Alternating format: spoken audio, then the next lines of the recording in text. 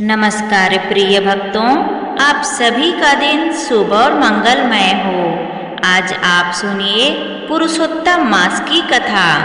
अध्याय 8। नैमिषारण्य में बैठे सूत जी से ऋषियों ने प्रश्न किया कि जब भगवान विष्णु अधिक मास को लेकर वैकुंठ लौट गए तब आगे क्या हुआ। इस प्रश्न पर सूत जी ने पुरुषोत्तम मास महात्म्य के 8वें अध्याय की कथा सुनाई। सूत जी बोले, हे मुनियों, यही प्रश्न नारद जी ने भी भगवान नारायण से किया था। तब भगवान नारायण ने उत्तर दिया, हे नारद, विष्णु अधिक मास को अपने साथ वैकुंठ ले गए और वहां उसे अपने समीप स्थान दिया। अब वह अधिक मास जो पहले अपमानित था 12 महीनों में श्रेष्ठ बन गया और पुरुषोत्तम मास के रूप में प्रतिष्ठित होकर सम्मानित होने लगा। इसके बाद भगवान श्री कृष्ण ने पांडवों की ओर देखकर उनसे कहा, हे युधिष्ठिर, ऐसा प्रतीत होता है कि वनवास के समय आप लोगों ने पुरुषोत्तम मास का आदर नहीं किया। इसी कारण आप इतने दुखों को भोग रहे हैं। भय, शोक और विपत्तियों में फंसे रहने के कारण आपने इस पवित्र मास का महत्व नहीं समझा। भगवान ने आगे समझाया, मनुष्य को अपने भाग्य पर विश्वास रखना चाहिए, क्योंकि सुख दुख, लाभ हानि सब उसी के अनुसार प्राप्त होता है। परंतु एक और कारण भी है जिसके कारण तुम्हें यह कष्ट सहना पड़ रहा है। अब मैं वह पुरातन कथा सुनाता हूँ। इसके बाद भगवान श्री कृष्ण द्रौपदी के पूर्व जन्म की कथा सुनाते हैं। उन्होंने कहा, पूर्व जन्म में द्रौपदी एक महात्मा मेघावी ऋषि की अत्यंत सुंदर और गुणवान पुत्री थी। वह रूप, विद्या और नीति में निपुण थी और अपने पिता की अत्यंत प्रिय थी। किंतु उसके मन में एक ही चिंता थी, उसे योग्य पति और संतान सुख कैसे प्राप्त होगा। समय बीतता गया परंतु उसका विवाह नहीं हो सका।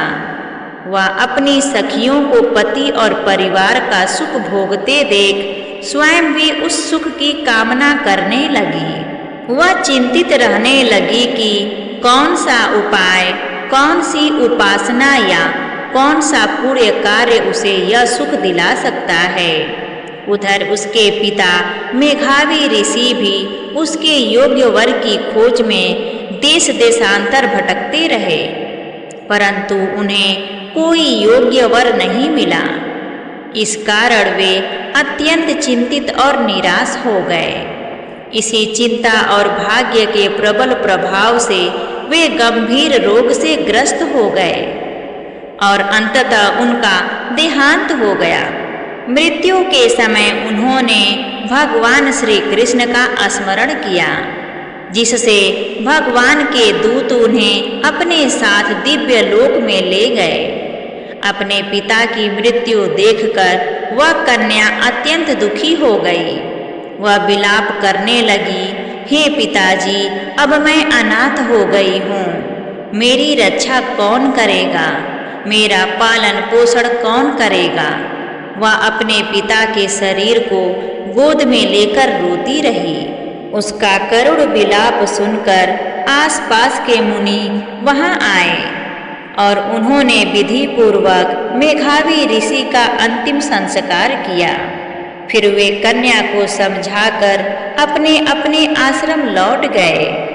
वह अब कन्या अकेली दुखी से व्याकुल होकर उसी वन में रहने लगी। पिता के वियोग का दुख उसे भीतर ही भीतर जलाता रहा। वह न तो ठीक से खाती पीती थी, न ही शांत रह पाती थी।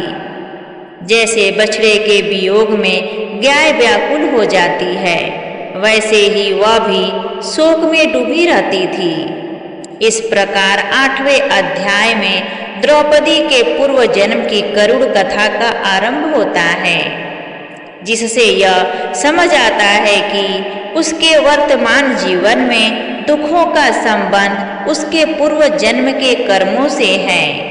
यह कथा आगे बताती है कि कैसे पुरुषोत्तम मास का पालन जीवन के दुखों को दूर करने का उपाय बनता है। प्रिय भक्तों, यहाँ पर पुरुषोत्तम मास की कथा 8वां अध्याय समाप्त होता है। इसके आगे की कथा हम पुरुषोत्तम मास की कथा अध्याय 9वें में हम सुनेंगे।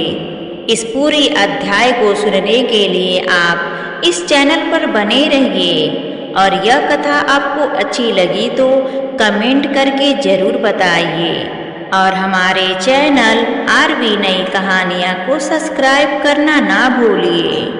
प्रेम से बोलिए पुरुषोत्तम भगवान की जय, विष्णु भगवान की जय।